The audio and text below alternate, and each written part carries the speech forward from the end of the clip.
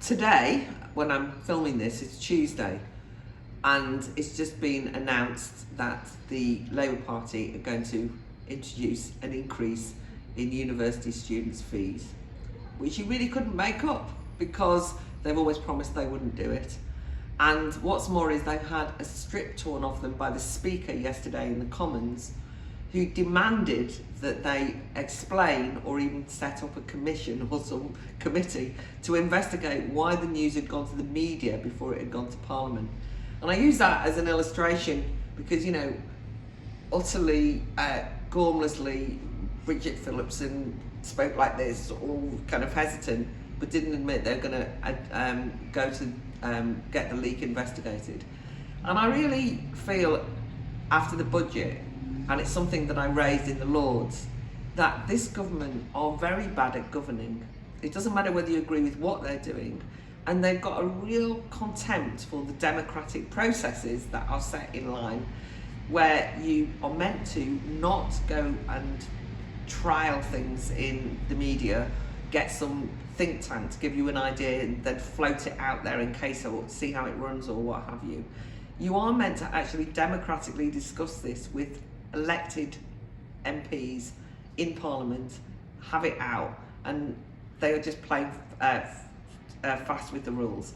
So I kind of lost my temper and said that in a small debate earlier this week, and I said that they're just so gaslighting, it's so infuriating. They look at you and say, we never said that, and you think, you did say that, and you just kind of like, you look like the unreasonable ones. Anyway, you've all lived through the budget, so you know exactly what I mean. And of course, if you're somebody who was assured as that hairdresser who famously was on Sky, who'd been told by the Labour Party when they were in opposition that no, they would listen to the plight of small hairdressers, and now has to pay that national insurance increase.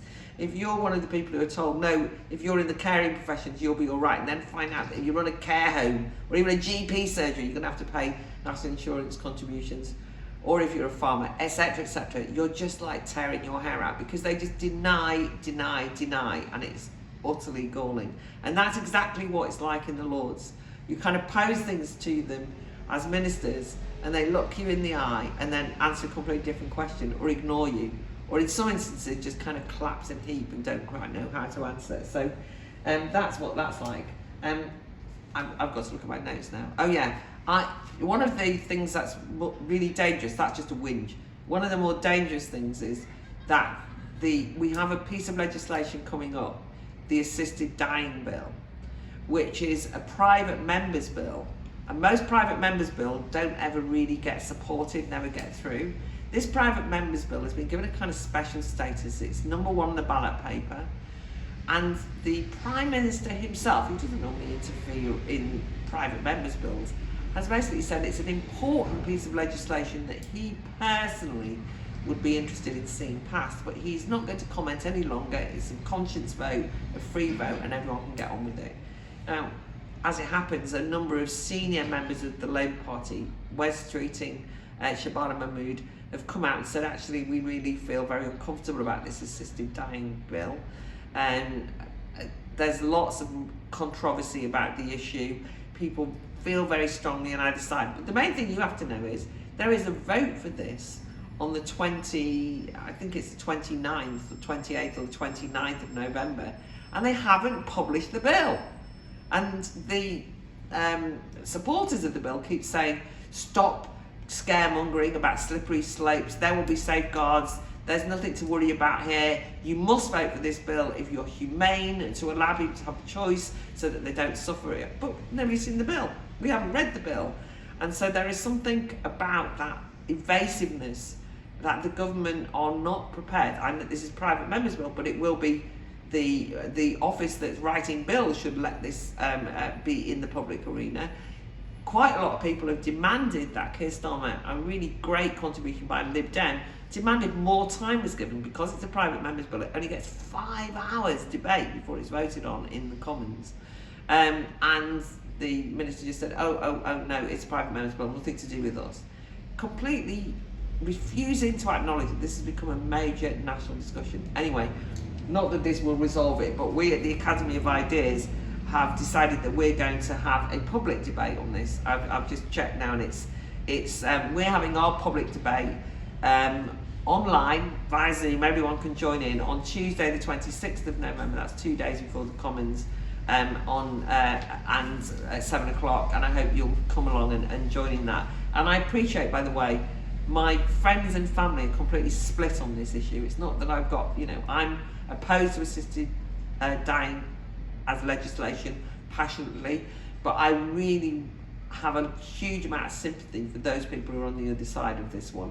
What I object to is a manipulation of the legal and legislative process in order to push it through, and that kind of moral grandstanding that says that anyone who doesn't support this must be a far-right Christian, inhumane person who wants somebody who's dying to suffer, which is ridiculous.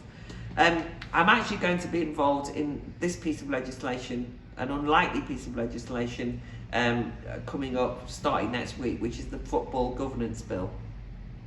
You might well say, what do you know about football governance, and why do you care if there's a regulator?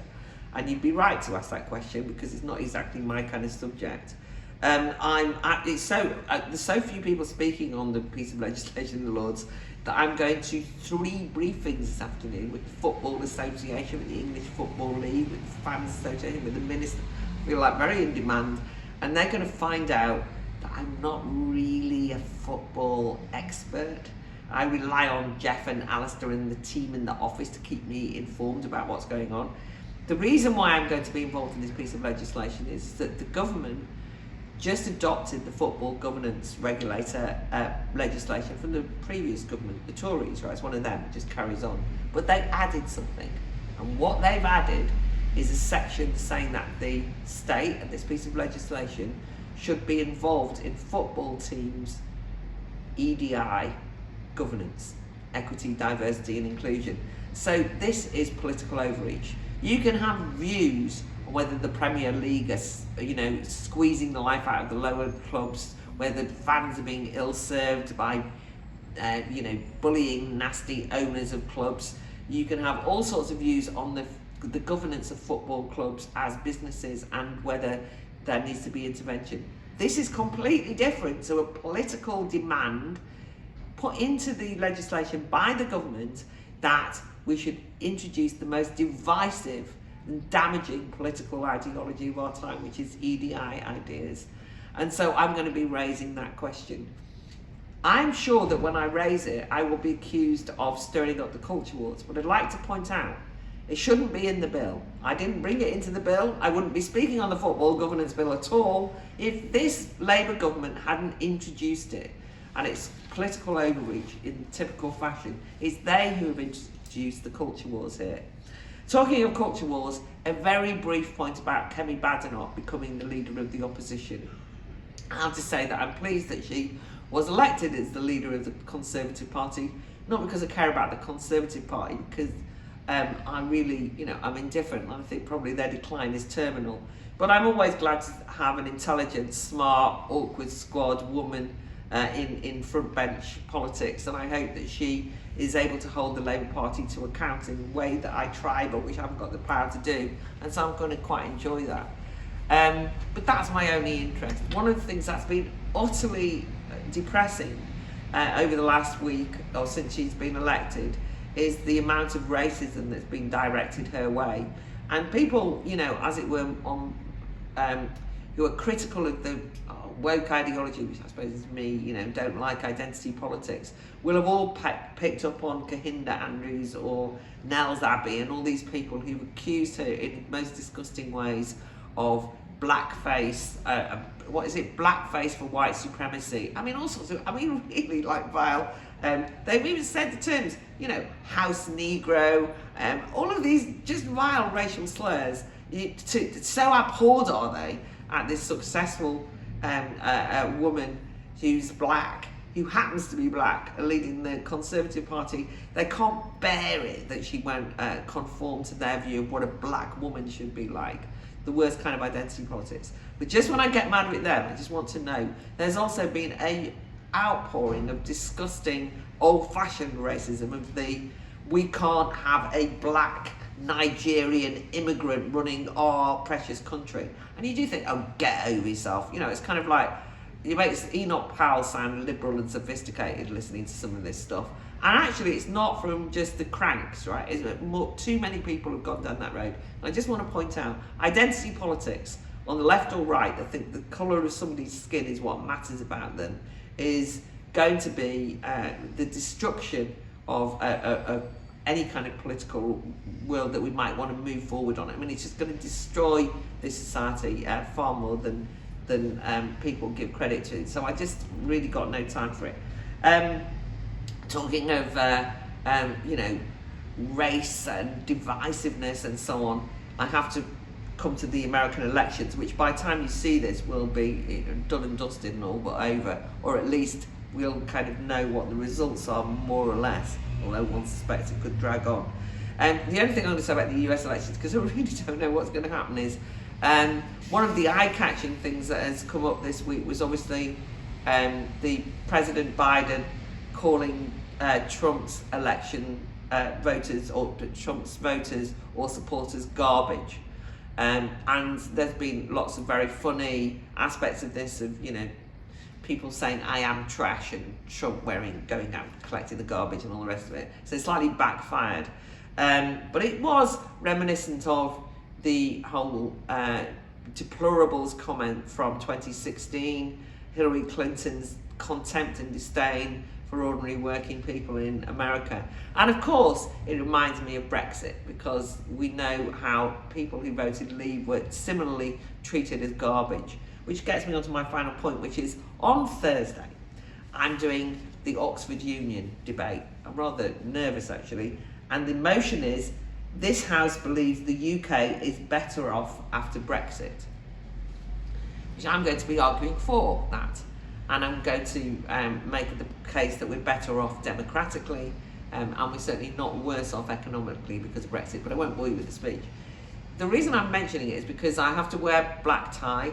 I'm up against Michael Heseltine, Lord Heseltine, and also another Lord, Lord Liddell, both of whom I'm sure think I'm garbage, deplorable, and, you know, the gammon class, right? And if you remember that tone, that the voters are not up to it, you know, the complete disregard for anyone who's, I mean, you know, the assumption that certain types of voters are stupid, ignorant, backward, Neanderthal, and so on and so forth. I'd like to think that was in the past, but I think that Biden comment reveals that it's not in the past. And I think that a lot of the debate in the American election reminds me just how much it exists. And I feel it every time I hear the Labour Party talking about what they're doing for working people. It's just under the surface. It's not as a nasty, it's kind of a nice version of the same kind of condescension. And I really believe, when you look at their budget, that they think that the only working class that count are those who are public sector workers with a particular political outlook. I just don't think they understand the frustration of the way that people have felt, calling people far-right rioters and so on and so forth when they're concerned about immigration. It's those kind of things that is the kind of real garbage comment, even if not explicitly made. So it's one of the things which I'm going to try and keep raising in the Lords, to point out that they've got to show ordinary working people not just condescension but proper respect by taking their views seriously as well.